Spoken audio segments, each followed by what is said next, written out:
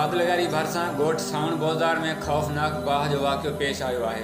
ॻोठ सावण बोज़ार में बोज़ार बिरादरी जे घरनि खे लॻल बाहि अख छिंभ में पूरे ॻोठ खे लपेट में आणे छॾियो, जंहिं सबबु ॾिसंदे ॾिसंदे ई बोज़ार बिरादरी जा 35 घर मुकमल तौर सड़ी रख जे ढेर में तब्दील थी विया।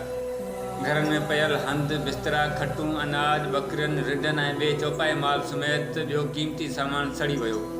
बाहि मुतासिरीन में न्याज़ अली बोज़ार, ग़ुलाम अली बोज़ार, उस्मान बोज़ार, हामिद बोज़ार, मोहम्मद बख्श बोज़ार, इब्राहिम रजब, शान बोज़ार, इमाम अली बोज़ार या शामिल आहिनि, जन जा कखा घर मुकमल तौर सड़ी रख जो ढेर बणिजी विया। ओचितो बाहि लॻण सबबु हर पासे दाहूं ऐं कीहाट पइजी विया।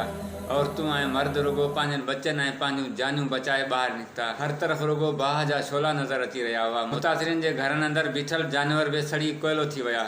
घरनि अंदरि पयल अनाज, सोना ज़ेवरात, खटूं बिस्तरा, रोक रक़म, नियाणियुनि जो ॾाज, खाधे पीते जो सामान, काग़ज़ात, शनाख़ती कार्ड, ॿनियनि जा काग़ज़ तोड़े सभु कुझु बाहि जे नज़र थी वियो। मुतासिर ख़ानदाननि जी कंहिं बि मदद नाहे कई। समूरा ख़ानदान खुले आसमान हेठि वेठल आहिनि, पर हैरत ऐं ॾुख उन ॻाल्हि जो आहे त को चूंडियल नुमाइंदो हिन ॾुखी माल में वटण लड़ी मुतासिरनि जी माली सहायता करण न पहुता। मुतासिर ॻोठाणनि जो 60 लख रुपयनि खां मथे जो नुक़सानु थियो आहे। डिप्टी कमिश्नर घोटकी खे घुर्जे त बाहि मुतासिरनि जी माली इमदाद करण लाइ हिकु ख़ासि पैकेज जो ऐलान करे त जीअं मुतासिर ॻोठाणा पंहिंजा अझा ॿीहर ॾे पंहिंजी ज़िंदगी सुकून सां गुज़ारे सघनि। उन सां गॾु फलाही तंज़ीमनि तोड़े सॼी सिंध जे सरहदी वारनि खे निमाणी अपील थी कजे त ॻोठ सावण बोज़ार जे बाहि मुतासिरनि जी हंगामी बुनियादनि ते मदद कई वञे। उमर कोराई, मीरपुर, माथेलो।